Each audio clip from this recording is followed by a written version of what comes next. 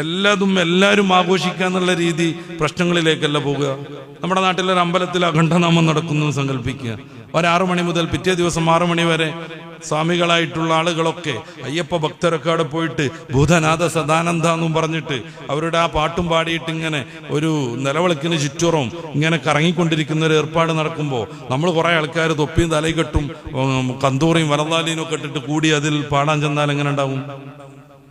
സൗഹൃദാണെന്ന് കരുതിയിട്ട്, സ്നേഹവും പരസ്പരമുള്ള ബഹുമാനമൊക്കെ നിലനിൽക്കണം എന്ന് കരുതിയിട്ട് അതവരെ സംബന്ധിച്ച് ഒരിക്കലും സഹിക്കാൻ പറ്റൂല. അമ്പലത്തിന്റെ ഒരു പരിധി കഴിഞ്ഞാൽ അമുസ്ലിമായ ആൾക്ക് കയറാൻ പറ്റൂല. എത്രത്തോളം വിവാദങ്ങളൊക്കെ ഉണ്ടായിട്ടുണ്ട് അത് സംബന്ധമായി. ഗുരുവായൂർ ക്ഷേത്രത്തിലേക്ക് വയലാർ രവിയും മൈസി രവിയും പോയിട്ട് അവിടെ പുണ്യാഹം നടത്തിയത് പിന്നീട് വിവാദമായിരുന്നു. എന്തിനാ വിവാദമാക്കണത്? വിവാദമാക്കാൻ പറ്റൂല. അവരുടെ അമ്പലത്തിന്റെ നിയമമാണ് അമുസ്ലിമായ ഒരാൾ കയറാൻ പാടില്ല. മൈസി രവി അവരുടെ നിയമപ്രകാരം അമ്പലത്തിൽ കയറാൻ പറ്റുന്നയാളല്ല, അഹിന്ദുവാണ്. അഹിന്ദുവായ ഒരാൾ കയറാൻ പാടില്ല എന്നുള്ളത് അവരുടെ നിയമമാണ്. എന്നിട്ട് ഇവരതിൽ അവിടെ കയറുന്നു. അവന്റെ കയറിയതിന്റെ സാങ്കത്യം ഒന്നുമല്ല ഞാൻ ചർച്ച ചെയ്യുന്നത്. ആരും ദുരപതിഷ്ഠിതമായി ഇത് മനസ്സിലാക്കരുത്. പിന്നീട് അവിടെ പുണ്യാഹം നടത്തുന്നു. അതിന്റെ കർമ്മങ്ങളും അവരുടെ ഫിഖ് അനുസരിച്ചുള്ള ശുദ്ധീകരണ പ്രക്രിയയൊക്കെ അവർ നടത്തുന്നു. എന്നിട്ട് അതിവിവാദമാക്കുക. അതിവിവാദമാക്കല്ല വേണ്ടത്, അവിടെ കയറാതിരിക്കുകയാണ് വേണ്ടത്. അവിടെ അവരുടേതായ ഒരു നിയമമുണ്ട്. അപ്പൊ ഓണം എന്ന് പറയുന്ന ഒരു ആഘോഷം തീർച്ചയായും അതൊരു മതപരമായ ചടങ്ങാണ്. അതിലൊരു തർക്കമില്ല. ഞാനത് വിശദീകരിക്കണ്ടല്ലോ. പ്രധാനപ്പെട്ട 10 അവതാരങ്ങളുണ്ട്. അതിൽ 5-ാമത്തെ ആളാണ് വാമനൻ. മത്സ്യ കൂർമ്മ വരാഹശ്ച നരസിംഹശ്ച വാമന. അതിന്റെ 5-ാമത്തെ ആളാണ് ഈ വാമനൻ. പിന്നെ പരശുരാമൻ, പിന്നെ ഈ സീതയുടെ രാമൻ, പിന്നെ കൃഷ്ണന്റെ ജ്യേഷ്ഠനാകുന്ന ബലരാമൻ, പിന്നെ കൃഷ്ണൻ, പിന്നെ കൽക്കി. ഈ 10 ദശാവതാരങ്ങൾ എന്ന പേരിൽ അറിയപ്പെടുന്ന വിഷ്ണു വിവിധ രൂപത്തിൽ അവതരിക്കുന്നത്. ദൈവം മനുഷ്യരൂപത്തിൽ അവതരിക്കുക എന്ന് പറയുന്നതോടുകൂടെ ഇസ്ലാം വിരുദ്ധമാകുന്നതോടെ ദൈവത്തെ കാണാൻ പറ്റുമോ? ലാ യുദ്രിക്കുൽ അബ്സാർ വഹുവ യുദ്രിക്കുൽ അബ്സാർ. അത് തന്നെയാണ് മറ്റു മതങ്ങളിലുള്ളത് എന്നത് മറ്റൊരു കാര്യം. യോഹന്നാൻ സുവിശേഷത്തിന്റെ 1-ാം അധ്യായത്തിന്റെ 19-ാമത്തെ വചനം, ദൈവത്തെ ആരും ഒരു നാളും കണ്ടിട്ടില്ല. ദൈവത്തെ ആരും ഒരു നാളും കണ്ടിട്ടില്ല. ഇതേ പ്രകാരം തന്നെ കേനോപനിഷത്തിന്റെ 1-ാം അധ്യായത്തിന്റെ 7-ാമത്തെ വചനം, കാണുന്ന ഒരു സാധനവും ദൈവമല്ല, കാണുന്ന ഒരു സാധനവും ദൈവമല്ല.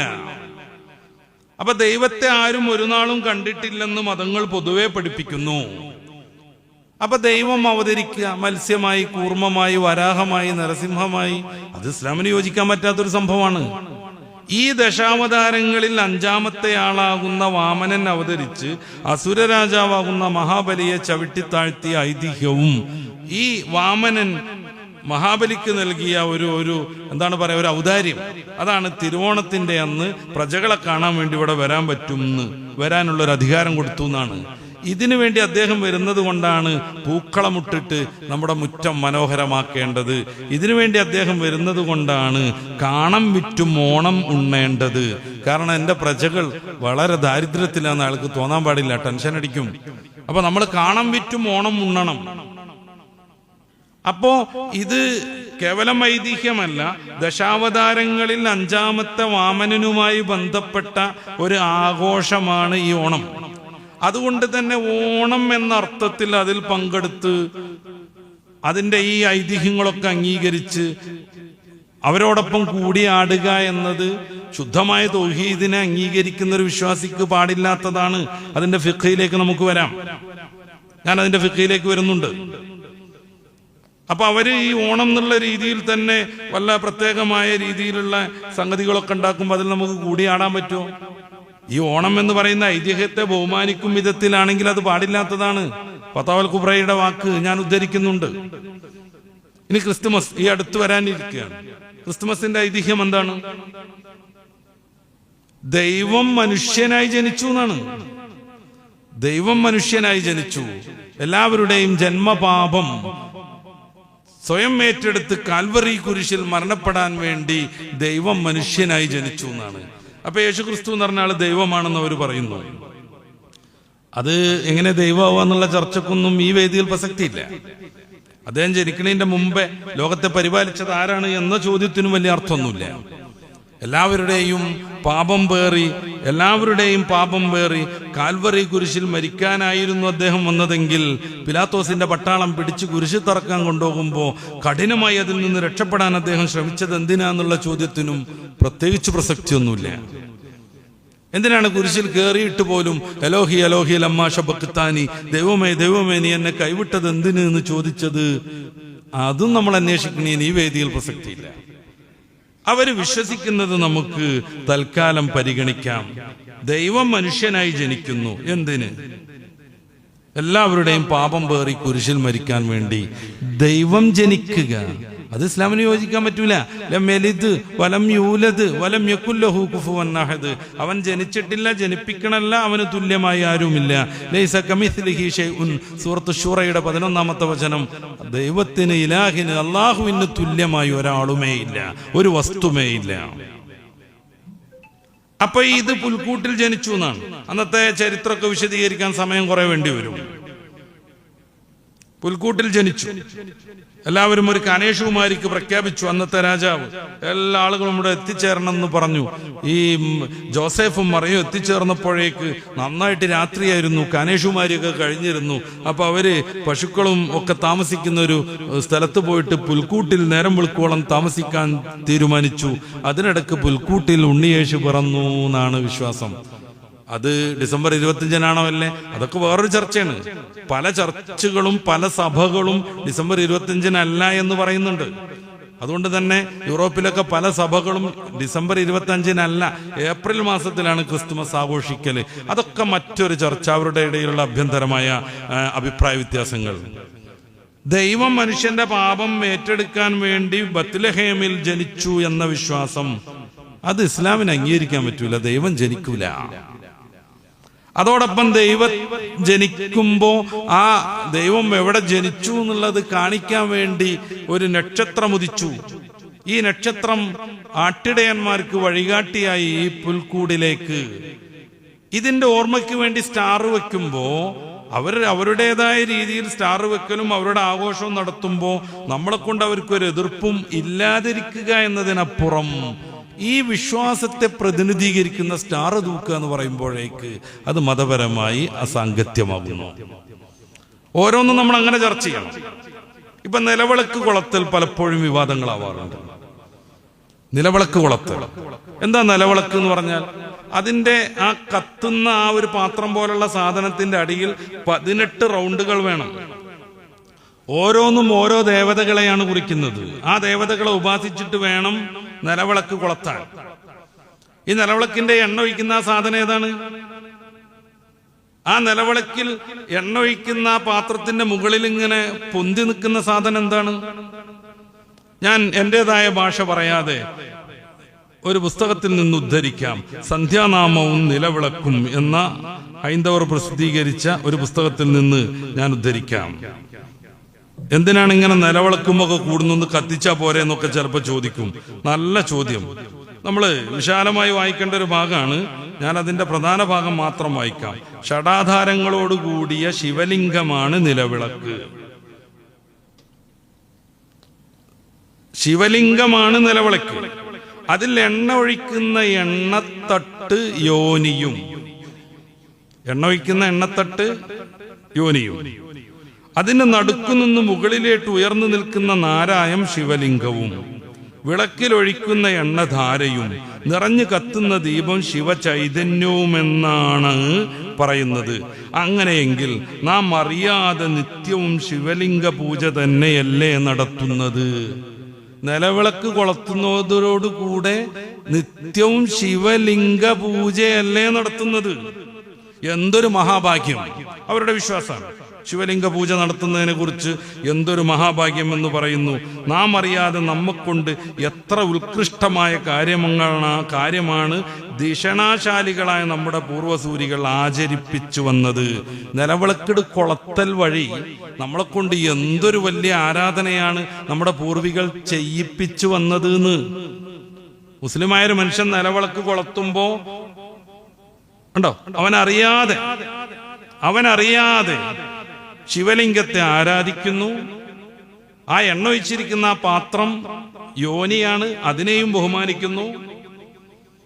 നമ്മളറിയാതെ എത്ര ഉത്കൃഷ്ടമായ ഒരു പരിപാടിയാണ് നമ്മുടെ പൂർവികർ. ശിവലിംഗ പൂജ തന്നെ നമ്മളെ കൊണ്ട് ചെയ്യിപ്പിക്കുന്നു.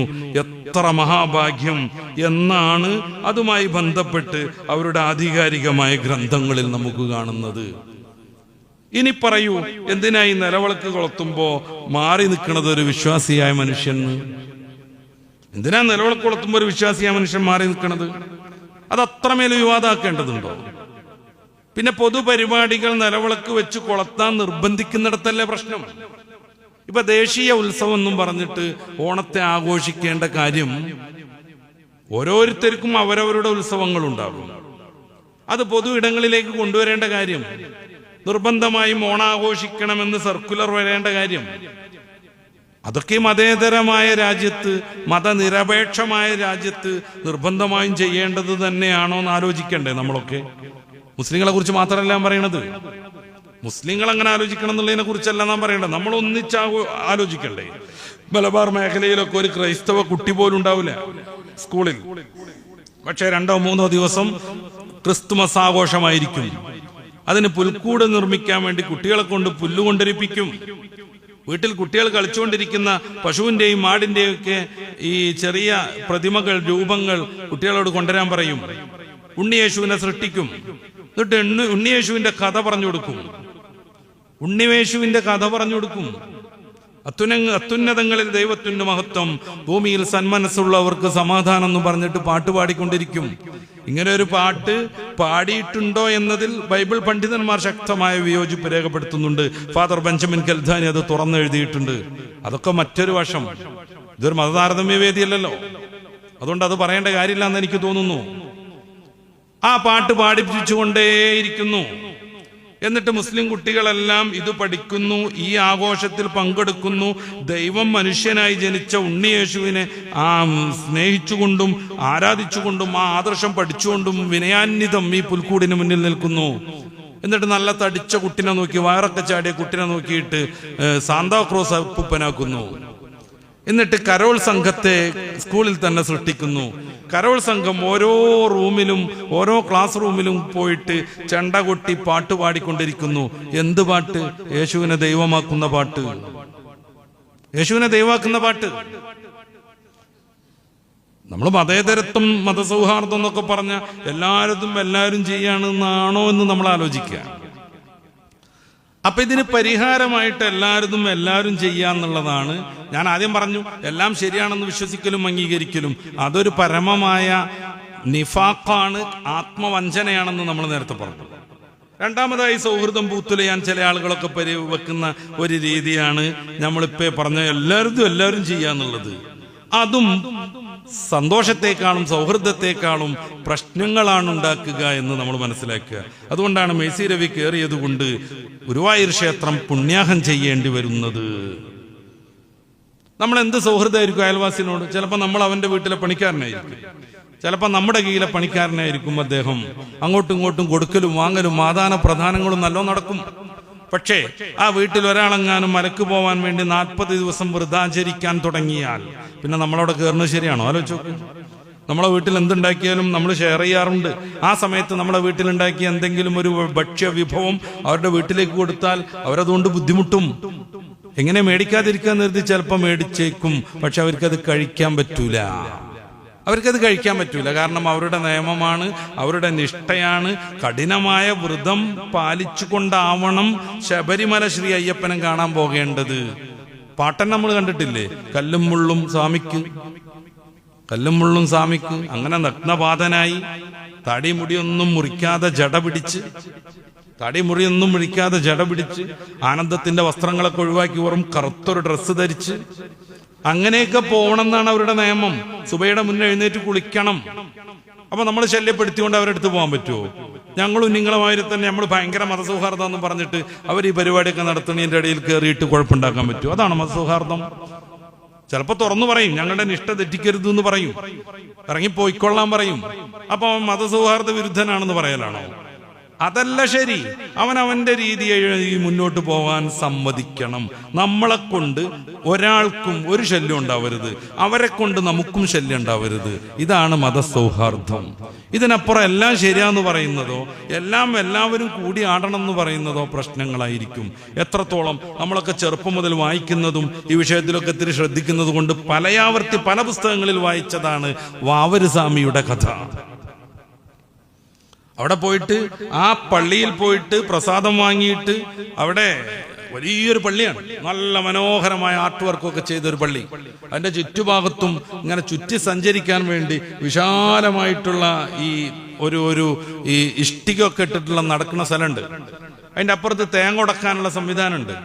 ഈ തേങ്ങൻ്റെ ഉള്ളിൽ നെയ്യ് നിറച്ച് കൊണ്ടുപോയ തേങ്ങക്ക് അവിടെ ഉടച്ചിട്ട് അവിടെയുള്ള വലിയൊരു ടാങ്ക് ഉണ്ട്. ആ ടാങ്ക് നിറച്ച് നെയ്യാവുകയൊക്കെ ചെയ്യും. പണ്ട് മുതൽ ആചരിച്ചു വരുന്നതാണ് ഈ സ്വാമികളൊക്കെ ഈ ഒരു നിഷ്ഠ. പക്ഷെ ഇക്കൊല്ലം മുതൽ നമ്മൾ കേട്ടുവരുന്നു അങ്ങനെ ഒരു പരിപാടി ഇല്ലാന്ന്. വാവരല്ലാതെ ഏതോ ഒരു ബാബറാണെന്ന്. അതുകൊണ്ട് അവരെ ഈ അദ്ദേഹത്തിനെ കുറിച്ചുള്ള ആചാരങ്ങളും വിശ്വാസങ്ങളും അവിടെ പോകലും പ്രസാദം വാങ്ങലും ഒക്കെ ഒഴിവാക്കണം എന്ന് നമ്മൾ കേട്ടുവരുന്നു. നമുക്ക് അതിൽ പ്രത്യേകിച്ച് കാര്യമൊന്നുമില്ല. അവിടെ ഒരു വാവർ ഉണ്ടാവണം എന്ന് നമുക്ക് നിർബന്ധമില്ല. പക്ഷെ നമ്മൾ ഇതുവരെ കേട്ടുവന്നത് വാവറും ശ്രീ സുബ്രഹ്മണ്യനും വലിയ കമ്പനി ആയിരുന്നു എന്നാണ്. അവരൊന്നിച്ച് വേട്ടയ്ക്ക് പോയിരുന്നു എന്നാണ്. പുലിപ്പാല് കൊണ്ടുവന്നു കൊടുത്തത് വാവറാണ് എന്നാണ്. അദ്ദേഹത്തിന് ആ കൊട്ടാരത്തിന്റെ അകത്തേക്ക് നിലത്ത് ചവിട്ടാതെ പോകണം എന്നൊക്കെയുള്ള ചില പ്രശ്നങ്ങൾ ഉണ്ടായപ്പോൾ പുലിനെ പിടിച്ചിട്ട് ഇതിന്റെ പുറത്ത് കയറി പൊയ്ക്കോളൂ എന്നും പറഞ്ഞിട്ട് കൊടുത്തയച്ചത് ഇദ്ദേഹമാണെന്നൊക്കെയാണ് നമ്മൾ ഇതുവരെ വായിച്ചത്, ഇതുവരെ പഠിച്ചത്. പക്ഷെ പെട്ടെന്ന് ഈ കൊല്ലം മുതൽ കേട്ടുവരുന്നു അങ്ങനെ വാവർ അവിടെ ഇല്ല എന്നും. ശബരിമലയിലെ പള്ളിവേട്ട അടക്കമുള്ള അവരുടെ ആരാധനകൾക്കിടയിൽ വാവറെ ആരോ പറ്റിച്ച് കയറ്റി കൂട്ടിയതാണെന്നൊക്കെ നമ്മൾ കേട്ടുവരുന്നു. നമുക്ക് അതിൽ പ്രത്യേകിച്ച് വല്ല അഭിപ്രായം പറയാനുണ്ടോ? ഇല്ല. അവരുടെ ആദർശവും വിശ്വാസമായിട്ട് അവർ പോകണം. പക്ഷെ അതൊക്കെ നമ്മളും കൂട്ടണം, എല്ലാവരും അത് ചെയ്യണം എന്ന രീതിയിലേക്കാകുമ്പോ തിരുത്തേണ്ടി വരും. അങ്ങനെ മതസൗഹാർദ്ദം എന്നും പറഞ്ഞ് തെറ്റിദ്ധരിക്കാൻ പാടില്ല. അങ്ങനെ ആയാലേ മതസൗഹാർദ്ദം പൂത്തുലയുള്ളൂ എന്ന് ആരും ആരെയും നിർബന്ധിപ്പിക്കാനും പാടില്ല. ഓഫീസിലാണെങ്കിലും സ്കൂളിലാണെങ്കിലും ഒക്കെ മാറി നിൽക്കേണ്ടവർക്ക് മാറി നിൽക്കാനുള്ള സ്വാതന്ത്ര്യം കൂടെ കൊടുക്കണം. അപ്പൊ ഇത്തരം ആഘോഷ വേദികളിൽ നമ്മൾ പങ്കെടുക്കുന്നതിന്റെ മസ്അലാപരമായ കാര്യങ്ങൾ കൂടെ സംസാരിച്ചിട്ട് ഇൻഷാ അല്ലാഹ് നമുക്ക് അവസാനിപ്പിക്കാം. മഹാനായ ഇബ്നു ഹജർ അൽ-ഹൈതമി റളിയല്ലാഹു അൻഹു അവിടുത്തെ ഫത്താവൽ കുബ്രയുടെ 4-ാം വാള്യത്തിന്റെ 216-ാമത്തെ പേജിൽ ഇത് വിശാലമായി സംസാരിക്കുന്നുണ്ട്. അങ്ങനെ ഓരോന്ന് കുറെ കാര്യങ്ങൾ അനലൈസ് ചെയ്തിട്ട് അവസാനം അദ്ദേഹം എത്തുന്നൊരു തീരുമാനം ഫൽഹാസിലു ആകയാൽ അന്നഹു ഇൻ ഫഅല ദാലിക ബിഖസദി തശ്ബീഹി ബിഹിം, ക്രിസ്തുമസ് ആഘോഷിക്കുന്ന ക്രിസ്ത്യാനിയോട് അവരുടെ ആദർശത്തിലും മമത കാണിച്ച് അവരുടെ ആദർശത്തിൽ യോജിച്ച് ഉണ്ണിയേശുവിന്റെ ജന്മദിനം ആഘോഷിച്ചിരിക്കണം എന്ന രീതിയിൽ ആരെങ്കിലും ക്രിസ്തുമസ് ആഘോഷത്തിൽ കൂടിയാൽ, അതിനെ ബഹുമാനിക്കും വിധത്തിലുള്ള ഏത് പരിപാടി കൂടിയാലും, വടംവലി കൂടിയാലും, ഉറിയൊടക്കലിൽ കൂടിയാലും, സ്പൂൺ നാരങ്ങ മത്സരത്തിൽ കൂടിയാലും, ഓണമായിട്ട് ബന്ധപ്പെട്ട് അങ്ങനത്തെ കുറേ ആഘോഷങ്ങൾ ഉണ്ടാവും. ക്രിസ്തുമസുമായിട്ട് ബന്ധപ്പെട്ട് അവരുടേതായ കേന്ദ്രങ്ങളിൽ അങ്ങനത്തെ കുറേ സംഗതികൾ ഉണ്ടാവും. ഞാൻ ഇന്നലെ രാത്രി തൃശ്ശൂരായിരുന്നു. ആ ഭാഗത്തൊക്കെ ലൈറ്റിലും ആഘോഷത്തിലും നിറഞ്ഞു നിൽക്കുകയാണ്. അത്തരം കാര്യങ്ങളിൽ ഈ ഒരു ആഘോഷത്തെ ബഹുമാനിക്കും വിധം, ഉണ്ണിയേശു ജനിച്ചു, ദൈവം മനുഷ്യനായി അവതരിച്ചു എന്നതിനെ അംഗീകരിക്കും വിധം ഒരാൾ പങ്കെടുത്തിട്ടുണ്ടെങ്കിൽ നല്ലോണം ശ്രദ്ധിക്കണം. അല്ലൈസേ തന്നെ മനസ്സിലാക്കണം. ഓണം എന്ന് പറഞ്ഞിട്ടുണ്ടെങ്കിൽ മഹാബലിക്ക് വരാനുള്ള ദിവസമാണെന്നും വാമനനാകുന്ന 5-ാമത്തെ അവതാരം ചവിട്ടിത്താഴ്ത്തിയതാണെന്നും അദ്ദേഹം പ്രജകളെ കാണാൻ വരുന്നുവെന്നും അടിസ്ഥാനപരമായി ഓണത്തിന്റെ ആദർശങ്ങൾ മുഴുവനും അംഗീകരിച്ചുകൊണ്ട് ഒരാൾ അതിൽ പങ്കെടുത്തിട്ടുണ്ടെങ്കിൽ ഫീ ഷിആരിൽ കുഫ്രി, ഈ കുഫറിന്റെ അവിശ്വാസികളുടെ അടയാളങ്ങളാകുന്ന പ്രത്യേക സംഗതികളൊക്കെ ധരിച്ചിട്ട് മാവേലിയായിട്ട് മാറുക. ആ സമയത്ത് സീസണിൽ പരസ്യം വരും. ഒരു 3 ഓണത്തിന്റെ 4-ാം ദിവസം 5-ാം ദിവസം കണ്ടാണ് തൃശ്ശൂർ ടൗണിൽ പുലികൾ ഒന്നിച്ചിറങ്ങൽ, പുലിക്കളികൾ. അപ്പൊ നല്ല നീളവും നല്ല വണ്ണവും കൊടവയറൊക്കെ ഉള്ള ആളുകളെ വേണമെന്നും പറഞ്ഞിട്ട് പരസ്യം വരും. എന്തിനാ? പുലിയുടെ വായൊക്കെ വരച്ചു വെച്ച് ആകെ പുലിയുടെ കോലത്തിലാക്കിയിട്ട് 2 ടീം ഏറ്റവും കൂടുതൽ പുലികൾ ഇറക്കണവരാണ് അതിൽ ജയിക്കുക, അതിന് വേണ്ടിയിട്ടൊക്കെ. അപ്പൊ ഇതൊക്കെ അവരുടെ ഈ ആരാധനയെ മാനിച്ചും അതിന്റെ പ്രൗഢിയും അതിന്റെ പത്രാസും അതിന്റെ എന്താണ് പറയാ ഈ ദൈവമായിട്ടുള്ള ബന്ധപ്പെട്ട സംഗതികളൊക്കെ അംഗീകരിച്ചാണ് ഒരാൾ ചെയ്യുന്നതെങ്കിൽ കഫറ, അവൻ ഇസ്ലാമിൽ നിന്ന് പുറത്തു പോകും. അവൻ ഇസ്ലാമിൽ നിന്ന് പുറത്തു പോകും. വാക്കുകൊണ്ട് ഇസ്ലാമിൽ നിന്ന് പുറത്തു പോകും, ചിന്ത കൊണ്ടുപോകും, പ്രവൃത്തി കൊണ്ടുപോകും. അതൊക്കെ ശ്രദ്ധിക്കുമ്പോഴാണ് മുസ്ലിം ആവുക. ഒരു പട്ടാളക്കാരൻ എത്ര സൂക്ഷ്മമായിട്ടാണ് അയാൾ ജീവിക്കുക. അയാൾ പട്ടാളത്തിൽ നിന്ന് പുറത്തു പോകാൻ പറ്റുന്ന എത്ര പണിയാളുണ്ട്. അയാളുടെ ഭാഷയിൽ യുദ്ധത്ത്, അയാളത് സൂക്ഷിച്ചു വേണം ജീവിക്കാൻ. എങ്ങനെയെങ്കിലും പട്ടാളക്കാരന് ജീവിക്കാൻ പറ്റില്ല. അപ്പൊ ഒരു മുസ്ലിമായ മനുഷ്യൻ അവരുടെ ഈ ആരാധനാപരമായ കാര്യങ്ങൾ അംഗീകരിച്ചുകൊണ്ട് ഇത്തരം ആഘോഷങ്ങളിൽ പങ്കെടുത്തിട്ടുണ്ടെങ്കിൽ കഫറ ഔ ഫീ ശിആരിൽ ഈദി മാ ഖത്ഇൻ നദരി അനിൽ കുഫ്രി, അല്ലെങ്കിൽ കുഫർ പോലത്തെ വിശ്വാസങ്ങളൊന്നുമില്ല. അവര് ഈ ഓണം നടത്തുന്നു, അപ്പൊ നമ്മളും ഇങ്ങനെ അതിലൊക്കെ കൂടിക്കൊടുക്കുന്നു. അങ്ങനെയാണെങ്കിൽ അത് കുഫറല്ല, എന്നാലും അവരുടെ ഈ ആഘോഷങ്ങളെ പ്രോത്സാഹിപ്പിക്കും വിധത്തിലാണെങ്കിൽ കുറ്റകരമാകും. ഇനി അതൊന്നുമില്ല. വൈലം തശ്ബീഹ ബിഹിം, അവരോട് സാദൃശ്യമാണെന്ന് വിചാരിച്ചില്ല, അസ്ലൻ തീരെ തന്നെ, വറഅസൻ പറ്റേ തന്നെ. പിന്നെ നമ്മുടെ അയൽവാസിയൊക്കെ ഇങ്ങനെ ചെയ്യുന്നുണ്ട്, അപ്പോ അവിടെ നമ്മളിങ്ങനെ കണ്ടൊക്കെ നിന്നു, കുഴപ്പമൊന്നുമില്ലാത്ത വിധം. നമ്മളെ ഈ ഉണ്ണിയേശു അവതരിച്ചതാണെന്നൊന്നും നമ്മൾ വിശ്വസിക്കണമൊന്നുമില്ല. അതിന് പ്രൊമോട്ട് ചെയ്യുന്ന വിധത്തിൽ നമ്മുടെ നമ്മുടെ ആ നൃത്തം കൊണ്ട് പ്രത്യേകിച്ച് ഗുണം കിട്ടണമൊന്നുമില്ല. ഇത് ശരിയാണെന്ന് നമ്മൾ അംഗീകരിച്ച രീതിയിൽ പ്രസംഗിക്കുന്നൊന്നുമില്ല. ഓണത്തിന്റെ സൗഹൃദ സദസ്സിൽ പങ്കെടുത്തിട്ട് എല്ലാം ശരിയാണ്, എല്ലാം ഒന്നാണെന്നുള്ള രീതിയിൽ ഒരിക്കലും ഒരാളുടെ മനസ്സിനും ഒരു രാഷ്ട്രീയക്കാരന്റെ ഒരു പ്രസ്ഥാനക്കാരന്റെ മനസ്സിനും ഉറപ്പില്ലാത്ത, അംഗീകരിക്കാൻ പറ്റാത്ത ആ കള്ളം പറയുന്നില്ല. അത് കള്ളാണ്. ഒരാൾക്കും എല്ലാം ശരിയാന്ന് ഒരാൾക്കും പറയാൻ പറ്റില്ല. അത് കള്ളാണ്. നമ്മൾ ഇവിടുന്ന് നേരെ പടിഞ്ഞാട്ട് ബസ് പോയാൽ ആ നേരെ ബസ് പോയി നിൽക്കുക പാലക്കാടാന്ന് പറഞ്ഞാൽ അത് പൊള്ളാണ്. അത് പൊള്ളാണ്, ഒരു പ്രശ്നമല്ല അതിൽ. ഇപ്പൊ മലപ്പുറം ടൗണിൽ പോയിട്ട് കുന്നിന്റെ മേലെ സ്റ്റാൻഡിൽ കയറി നിന്നാൽ KSRTC ബസ് പാലക്കാട്ടേക്കും കിട്ടും, കോഴിക്കോട്ടേക്കും കിട്ടും എന്ന് പറയുന്നിടത്തോളം ശരിയാണ്. പക്ഷേ ഏത് ബസ് കയറിയാലും പാലക്കാട് എത്തും എന്നറിയുന്നത് പൊള്ളാണ്. ഏത് ബസ് കയറിയാലും കോഴിക്കോട് എത്തും എന്നറിയുന്നത് പൊള്ളാണ്, പച്ചക്കള്ളാണ്. അവിടെ ചെന്ന് ഏത് ബസ്സും കിട്ടും. കോഴിക്കോട് എത്തേണ്ടയാൾക്ക് കോഴിക്കോട് എത്തണമെങ്കിൽ അതിന് പറ്റുന്ന ബസ് തെരഞ്ഞെടുക്കൽ നിർബന്ധമുണ്ട്. ഇത് സ്വർഗത്തിലേക്ക് പോണ ബസ്സാ, സ്വർഗത്തിലേക്ക് പോണ ബസ്സാണ്. അപ്പൊ സ്വർഗത്തിലേക്ക് ഏത് ബസ്സായി എത്തുക എന്നുള്ളത് തെരഞ്ഞെടുക്കാൻ ഓരോരുത്തരും യോഗ്യത ഉണ്ട്, ബാധ്യത ഉണ്ട്, സ്വാതന്ത്ര്യമുണ്ട്. അപ്പൊ ഏതിൽ കയറിയാലും കുഴപ്പമില്ല. അങ്ങോട്ട് ഉറങ്ങി നീക്കുമ്പോ കോഴിക്കോട് എത്തുന്ന ഒരാൾ പറയണമെങ്കിൽ എടാ പൊട്ട, നീ ജീവിക്കുന്നത് ദുന്യാവിലൊന്നുമല്ല എന്ന് ചോദിക്കേണ്ടി വരും. അപ്പൊ 3 രീതിയിലാണ് പണ്ഡിതന്മാർ ഇത് പഠിപ്പിക്കുന്നത്. അങ്ങനെയാണെങ്കിൽ പ്രത്യേകിച്ച് അങ്ങനെ കരുതിയിട്ടോ അല്ലെങ്കിൽ അവരോട് സാദൃശ്യാവെന്ന് വിചാരിച്ചിട്ടോ ഒന്നുമല്ല നമ്മൾ അതിലൊന്നും ഇങ്ങനെ കൂടുന്നത്. നമ്മുടെ അയൽവാസിയൊക്കെ അങ്ങനെ നടത്തുമ്പോൾ നമ്മൾ അവിടെ അങ്ങനെ പോയി നിൽക്കുകയാണ്. അല്ലാതെ അവരെ ആദരിച്ചിട്ടോ ഉണ്ണിയേശു മനുഷ്യൻ ദൈവമായി വന്നതാണ് എന്ന് കരുതിയിട്ടോ ഒന്നും അല്ലെങ്കിൽ, അതുകൊണ്ട് മേലെ പറഞ്ഞ പോലെ കുഫർ വരൂല, ദോഷവും വരൂല, ഫലാ ശൈഅ അലൈഹി, അവന് അങ്ങനെ ചെയ്യണതിന് പ്രശ്നമൊന്നുമില്ല, അങ്ങനെ ചെയ്യണതിന് പ്രശ്നമൊന്നുമില്ല. അപ്പൊ നമ്മൾ ഈ ഒരു 3 രീതി മനസ്സിലാക്കിയിട്ട് വേണം ഇത്തരം സംഗതികളോട് സമീപനം നടത്താൻ. അപ്പൊ നമ്മുടെ വീട്ടിലേക്ക് ഒരു ക്രിസ്തുമസിന് ഈ ഒരു കേക്ക് കൊണ്ടുവരുന്നു, നമ്മൾ ചോദിക്കണം അവരോട് ഇതിൽ വീഞ്ഞ് ചേർത്തിട്ടുണ്ടോന്ന്. ആ കേക്കിൽ വീഞ്ഞ് ചേർക്കുക എന്നുള്ളത് അതിന്റെ മസലിപ്പെട്ടതാണ്.